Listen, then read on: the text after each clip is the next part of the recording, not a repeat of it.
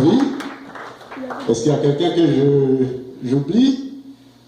Eh bien, vous tous qui avez participé d'une façon ou d'une autre, je vous remercie.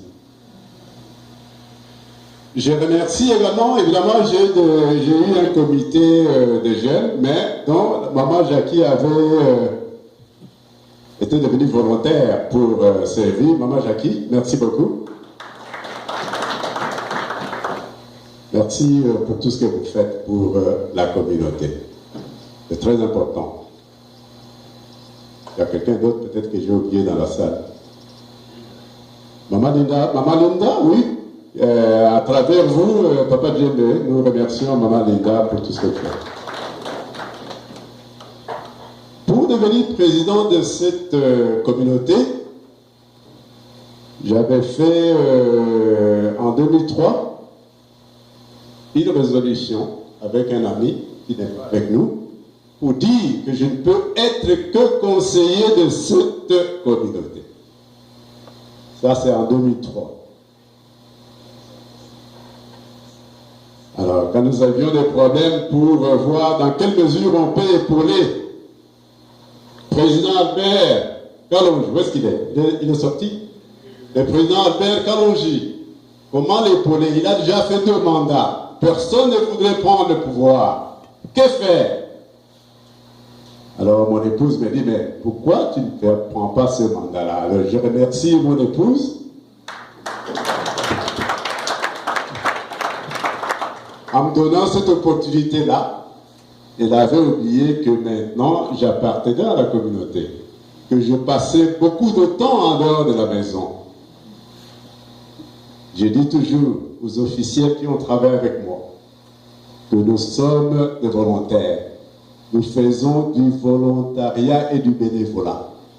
Nous ne sommes pas payés pour faire ce que nous faisons. Nous sommes seulement engagés parce que nous aimons notre pays. Il faut comprendre cela. Donc ça, c'est assez important. Je voulais lancer cela avant qu'on vous donne le bilan. Je pense quand il a introduit pour qu'on vous donne le bilan, il a dit qu'est-ce que nous avons réussi à faire et qu'est-ce que nous avons manqué à faire. Je vais vous donner un bilan. Je ne pouvais pas retenir tout ça dans la tête, mais j'ai écrit sur un bout de papier.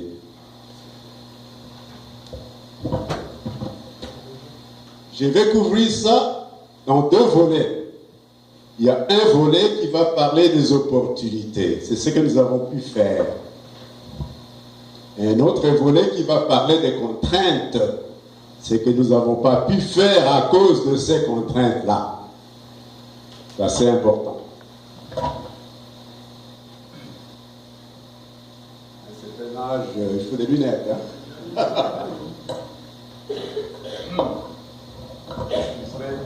C'est un mot là.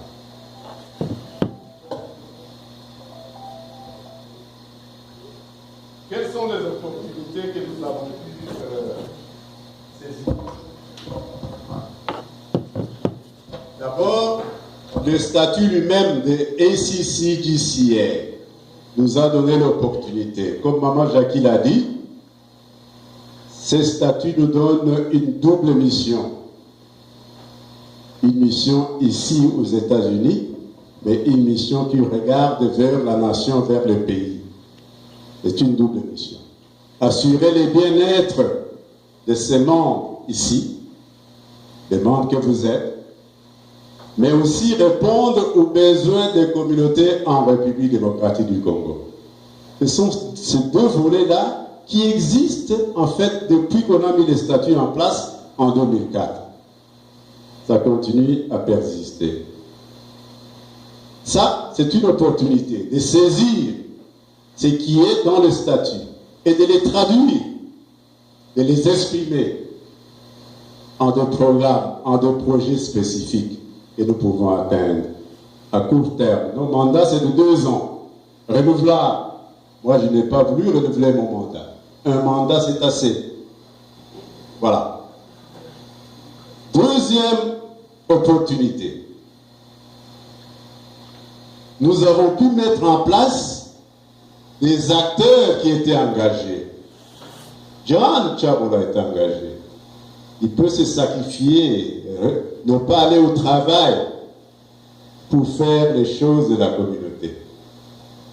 Maman Bibiche s'est sacrifiée, elle était engagée, n'est-ce pas? Il y a beaucoup de pertes quand on laisse le travail pour faire les choses de communauté, on ne vous paye pas.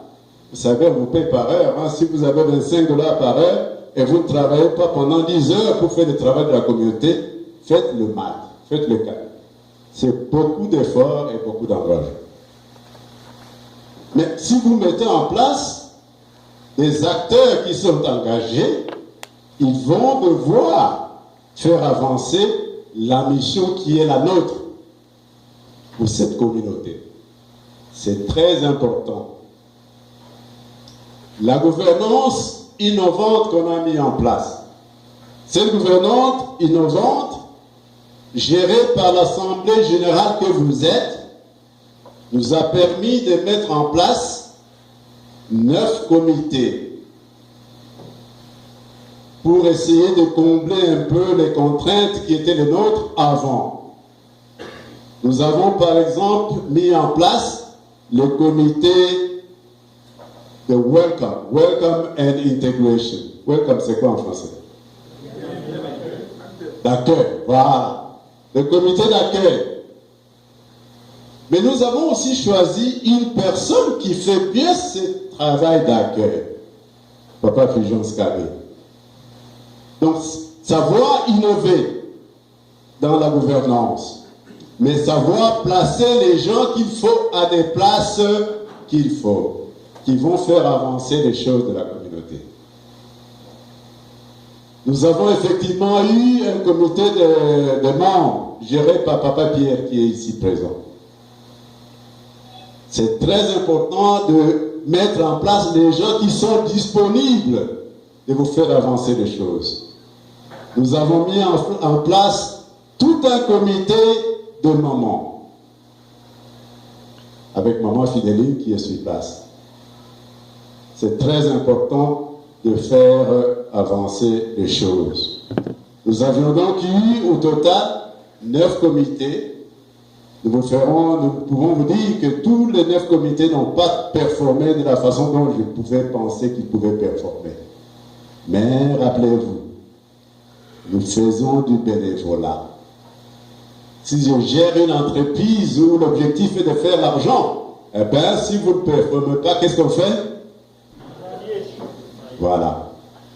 Mais dans le bénévolat, on ne peut pas arriver à agir de cette façon-là. Parce que les gens doivent être engagés à faire ce dont ils ont accepté de faire. Donc il y a des comités qui ont bien fonctionné et d'autres qui n'ont pas bien fonctionné. Quelle est l'autre opportunité que nous avons eue? C'est comme le pasteur vient de le dire, n'est-ce pas? Que l'Église est un problème. Qu'est-ce que nous avons fait pendant notre mandat? Nous avons réuni tous les pasteurs avec les idées qui sont venues des pasteurs eux-mêmes. Ils se connaissent, ceux qui ont amené ces idées-là. On a mangé ensemble, tous les pasteurs étaient là, nous sommes organisés et nous avons commencé à construire ce que j'appellerais construire une confiance entre les gens. Les gens peut-être qui ne se connaissent pas mieux, parce qu'ils ne se côtoient pas, ils ne se parlent pas, ils commencent à parler et enfin on voit, mais en fait, pourquoi j'évite celui-là? Il n'est pas aussi mauvais que je pensais, n'est-ce pas? Vous créez la confiance et voilà, vous pouvez continuer à travailler ensemble. Nous avons fait les 40% dont le pasteur Amos a fait allusion, mais les acteurs qui vont poursuivre l'action étaient des acteurs pendant ce mandat qui est fini. Ils vont continuer à construire cette confiance entre les églises et la communauté. C'est très important parce que l'idée essentielle, c'est quoi? L'idée essentielle, c'est de mettre l'église au milieu du village. Mettre l'église au milieu du village. Mais aussi que l'église comprenne qu'elle est au milieu du village pour servir la communauté. Pas pour diviser la communauté, mais pour servir la communauté. Parce que les chrétiens qui vont dans vos églises sont Ils font partie de la communauté, ce sont les mêmes gens, c'est la même base que nous servons. Pourquoi alors les divisions? Parce que ce message d'unité qui vient de passer ici est assez pertinent en ce qui me concerne. Si nous pouvons l'écouter, ça peut nous faire avancer, ça peut nous amener très loin. Si vous veniez aux réunions parce que vous aimez bien la figure de Dr Pachi, je vous demande de continuer à venir parce que vous allez adorer aussi, ou aimer aussi la figure de Papa John Tchabola. Si vous ne veniez pas à des réunions ou à des rencontres parce que vous n'aimez pas le Dr Pachi, maintenant vous n'avez aucune raison de ne pas venir. Parce que vous avez un nouveau président. Il faut donc venir pour le soutenir, pour qu'on puisse avancer. C'est très important. Mais l'idée essentielle, c'est l'église au centre du village, mais surtout, c'est le respect que nous avons pour même un plus petit que soit. Ce respect-là doit être réciproque. C'est ça qui va nous amener à construire notre communauté. Ce respect doit être réciproque. Nous avons donc eu des opportunités avec l'engagement civique des hommes et des femmes d'affaires, ainsi que les églises. Nous ne pouvions pas organiser ce que nous avons organisé, les fêtes de l'indépendance, si nous n'avons compté que sur les cotisations mensuelles de membres. Vous êtes là? Vous savez exactement combien vous avez cotisé l'année passée. N'est-ce pas? Alors, si vous n'avez rien cotisé, les choses de la communauté s'organisent avec l'argent. Si vous n'avez pas cotisé, comment alors organiser les affaires de la communauté? Comment venir en aide aux gens qui viennent de nous joindre? De nouveaux individus qui viennent, de nouveaux membres de la communauté qui viennent, aux gens qui perdent leurs membres de famille. Comment intervenir s'il n'y a pas de moyens financiers? L'argent ne tombe pas du ciel, donc l'argent vient des membres. Alors si nous ne contribuons pas, nous ne pouvons pas faire de miracles. Mais nous sommes contents de vous dire que la participation des hommes d'affaires, quand nous avons commencé, il n'y avait que 3 Congolais qui avaient des affaires à Cincinnati ici. Maintenant, il y a une bonne dizaine. Bravo pour la cour. Une bonne dizaine. Évidemment, les églises se sont multipliées, mais les églises aussi participent justement à l'organisation de ces activités avec leur contribution financière. Bravo pour les églises. Mes frères, mes sœurs, sans ces participations-là des églises et des hommes d'affaires, nous ne pouvions absolument rien faire au niveau de notre communauté. Nous vous remercions donc pour cette participation-là. Alors, je ne voudrais pas ici gâcher un peu l'entrée en service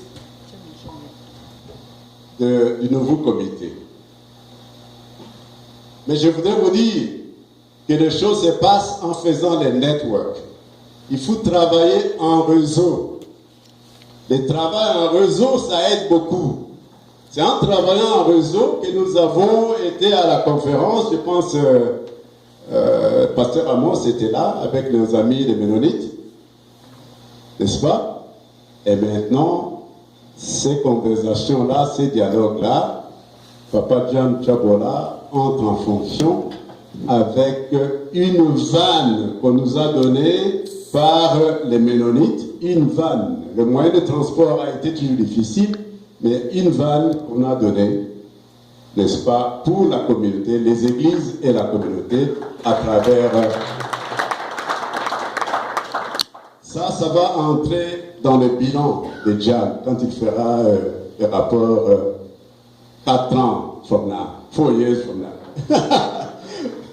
Donc c'est important de comprendre ça. Alors,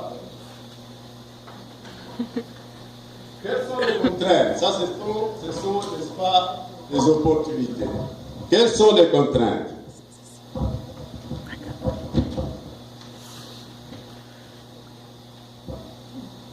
La première contrainte, vous pouvez regarder la salle, c'est la participation.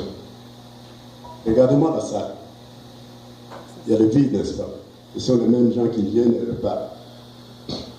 C'est important qu'on puisse augmenter cette participation, qu'on joue ce rôle-là et voir comment en fait faire avancer la communauté. Nous sommes tellement nombreux. Maman Jackie a dit il y avait 12 personnes. Elle est venue en 81. Mais moi, quand je suis arrivé en 85, le premier foufou que j'ai mangé, c'était chez elle. Parce que j'habitais chez les Juifs, on mangeait que le nourriture cochée. Alors quand ils ont découvert que j'étais assassiné, 5 minutes après, ils étaient devant la porte. La première chose, c'est de dire, on va à la maison. Troisième chose, c'est le foufou. J'avais mangé du foufou comme un fou ce jour-là. Après 6 mois, je n'avais jamais vu de foufou. Donc la participation est très importante. C'est ça qui va vous faire connaître à vos frères, à vos sœurs qui viennent. À vos frères et vos sœurs qui sont ici pendant beaucoup d'années, qui peuvent vous guider. C'est question de faire un coup d'appel ou c'est question de frapper à la porte. Et pas de se fier seulement de ce qu'on vous dit de quelqu'un, même si vous ne connaissez pas la personne. N'est-ce pas? La deuxième chose, avec la participation physique, nous avons besoin de la participation financière. Nous avons un problème assez sérieux de ce côté-là. Quelquefois, nous ne pouvons pas répondre à vos besoins parce qu'il n'y a pas assez de finances. C'est une contrainte énorme. Troisième chose, le bénévolat en lui-même est une contrainte. Parce que quand les gens ne sont pas payés, ils ne sont pas tellement engagés de faire beaucoup de choses. Du bénévolat. Ça devrait être notre objectif un jour de voir cette communauté avoir accès aux subsides. Il y a des communautés comme ça qui ont des accès aux subsides, maintenant qui ont des millions de dollars pour gérer la communauté. Nos amis éthiopiens à Columbus ont toute une organisation comme ça. Mais ils ont maintenant des budgets qui vont dans les millions pour faire des choses. On y arrivera, et quand on y arrivera, il y aura de salaire. Peut-être les gens seront plus engagés et plus motivés de faire avec du salaire que de faire du bénévolat. Quatrième contrainte, c'est l'esprit dont Pasteur Amos a fait allusion ici, l'esprit des petits groupes et des divisions. Mais comme le pasteur a déjà payé pour ça, je n'ai pas besoin de revenir là-dessus. Parce que ça va cesser à partir de maintenant. Pour créer une unité, nous donner la main pour que cette main soit forte pour faire avancer l'équipe, la nouvelle équipe qui vient en place. Nous avons notre président des jeunes, Samuel, qui vient d'arriver. Il est ex, parce qu'il est du comité sortant, n'est-ce pas? Voilà. C'est très important cette jeunesse que nous avons. Cinquième contrainte, c'est le déficit de communication. Déficit de communication. Nous devons améliorer ces côtés-là. Et ici, je l'ai dit, je prends conscience de ça et j'accepte les responsabilités pour ça en tant que président sortant. Nous n'avons pas tellement bien organisé la communication pour mieux coordonner les activités. Et ça, je suis conscient de cela. La dernière contrainte, évidemment, c'est l'intrigue des songi, comme on dit. Sur les petites choses, en fait, comme on dit. Ah, tu sais, il a mangé du poulet chez lui, il ne mange que du poulet. Tu ne le verras pas acheter de la viande à la bonne, hein. Donc, des petites choses, mais on se parle, on se communique, on fait des songi, ça passe, et maintenant j'apprends qu'il y a même des journaux. Donc, c'est assez important de noter que ces petites choses qui sont vraiment périphériques, les choses qui sont périphériques affectent ce qui est au centre.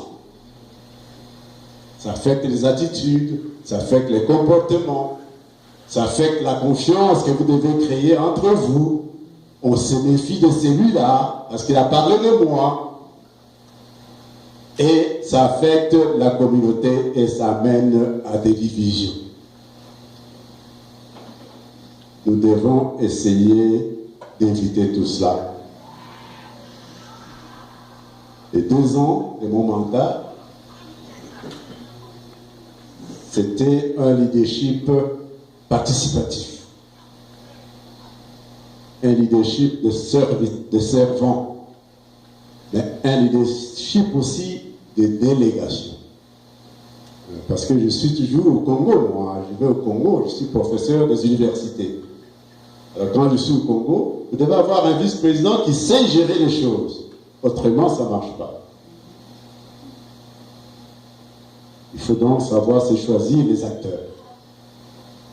C'est très important. Ces 2 dernières années m'ont ouvert les yeux. J'ai été beaucoup vers vous. Je ne le faisais pas autant avant. Et je sais qu'avec John, on va continuer de la même façon d'aller vers l'avant, d'aller vers la communauté.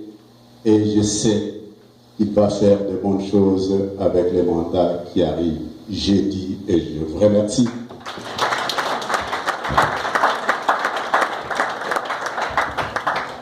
Merci à Papa Pachi. Je crois qu'on vous a fait un briefing du bilan de l'année passée. Pour ceux-là qui viennent de nous joindre, je vais un peu rafraîchir la mémoire. On avait 14 points. Sauf far, on en a déjà 8. On en a déjà 9. Ils sont écoulés. Donc, il ne reste que 4 ou 5.